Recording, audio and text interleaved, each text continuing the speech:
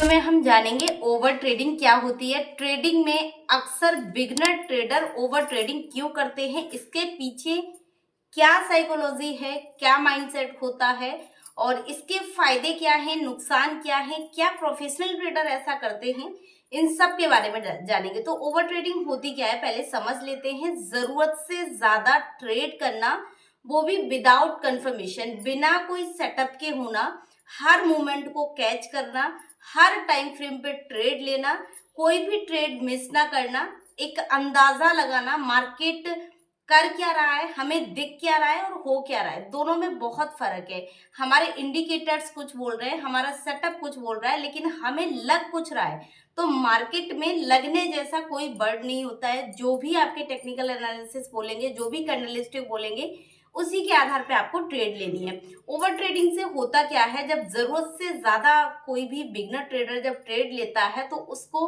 बार बार mindset करना पड़ता है, बार बार अपनी पोजीशन को सेट करना पड़ता है। इससे उसकी ब्रोकरेज ज्यादा जाती है, लॉसेस के चांसेस ज्यादा होते हैं, नुकसान होने की संभावनाएं बहुत ज्यादा बढ़ जाती है।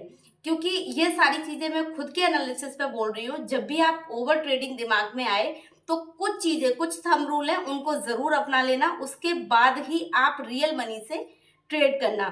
ओवर ट्रेडिंग में क्या है कि कोई भी बिगनर ट्रेडर जब चार्ट ओपन करता है, क्योंकि चार्ट में दो तरीके की संभावनाएं होती हैं, या तो मार्केट ऊपर जाएगा, या तो मार्केट नीचे जाएगा, या तो साइडवेज होगा, तीन तरह आपका हो गया। तो जब अप ट्रेंड में हो रहा होता है तो हर जगह एंट्री प्लान नहीं करनी होती, उसके कुछ की लेवल्स होते हैं, कुछ फैक्टर होते हैं, कुछ इंडिकेटर्स होते हैं, कुछ कैंडलस्टिक होती है, कुछ पैटर्न बन रहे होते हैं। उसके बिहाफ पे कोई भी प्रोफेशनल ट्रेडर एंट्री प्लान करता है और एग्जिट भी प्रॉपर तरीके से करता है कि जहां पे प्रॉपर रेजिस्टेंस हो, जहां से कई बार मार्केट रिएक्ट कर चुका हो, वहां पे चांसेस ज्यादा होते हैं वहां से ट्रेंड को बदलने के। ट्रेंड दूसरा ट्रेंड कंटिन्यू हो सकता है, तो इसलिए ना करें। ओवर ट्रेडिंग के फायदे क्या है, हो सकता है आपको ट्रेडिंग में अच्छी नॉलेज मिल जाए, हो सकता है कुछ मोमेंट आप कैप्चर कर लें, वहां से कुछ फंड आप अर्न कर सकते हैं। लेकिन एंड ऑफ द डे जब आप देखेंगे कि आपके 4 मूवमेंट सही गए, 4 ट्रेड सही गई है, लेकिन आपकी 8 ट्रेड माइनस चली गई है, तो ओवरऑल आप लॉस में बैठे होते हैं। इसके नुकसान क्या है, नुकसान इसके सबसे ज्यादा जो असर पड़ता है वो पड़ता है साइकोलॉजी।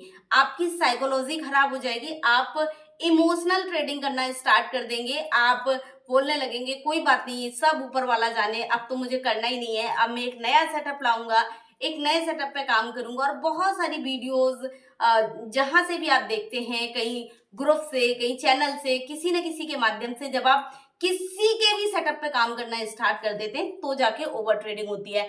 आपको सेम टाइम में, आपको पता है हर ट्रेडर को एक ट्रेडिंग चार्ट में अलग अलग चीजें दिखाई दे रही होती है, सेम टाइम पे सेम चीजें हर किसी को नहीं दिखाई देती।